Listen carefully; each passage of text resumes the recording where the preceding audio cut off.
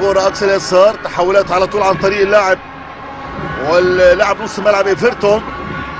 يمشي ايفرتون، مهند لاشين وبلاتي توريه على طول الشيبي، تحول بدون كرة حلوة العرضية دلوقتي. هوبا، هذه الكرة العرضية خطيرة لصالح فريق بيراميدز، سيطرة لبيراميدز، يتقدم بيراميدز بأول هدف اللقاء. ممتازة ممتازة ممتازة العرضية، شوف الكرات العرضية الجميلة، شوف التحول لصالح نادي بيراميدز، فريق اللي عنده أفضلية ممتازة. روعة روعة روعة العرضية من ايفرتون، ثم تسجيل هدف بمتابعة ممتازة.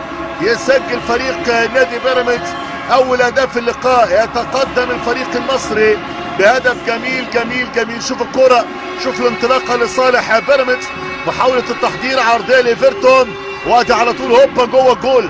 هدف جميل جميل جميل على طول، تألق ممتاز جدا. شوف الباصة والبساطة والسهولة، ويسجل على طول فريق نادي بيراميدز. الأداء المميز جدا جدا عن طريق وليد الكارتي، الأهداف الحلوة وعن طريق الانطلاقات الحلوة بالنسبة لصالح فريق بيراميدز. وادي المدرب يوريشيتش، عرضية تماس لصالح فريق بيراميدز. جميل، يسجل بيراميدز عن طريق مروان حمدي البديل، بديل يوريشيتش. مروان حمدي يسجل على طول الهدف الثاني لبيراميدز، خلاص يأكد بيها حقيقته في المباراة.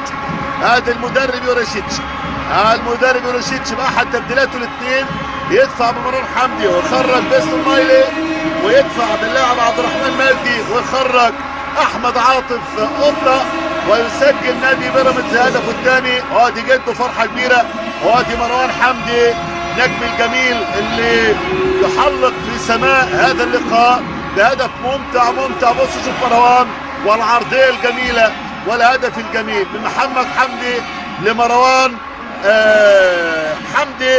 يا قلبي لا تحزن، من محمد حمدي لمروان حمدي، يا قلبي لا تحزن، في الجبل يسرى لفريق بيراميدز في هذا اللقاء. ويسجل هدف جميل جميل، هدف ثاني عن طريق الاسيست وعن طريق العرضيه الجميله. يسجل فريق نادي ليلى بالنسبه لهذا المساء الكبير بالنسبه لبيراميدز اللي في طريقه لهدف ثالث خطيره خطيره جدا. محاوله العرضيه كريم حافظ، يرجع الكرة في الخلف تاني، كله مسيطر كله محضر. ينزل الثالث، روعة روعة روعة روعة.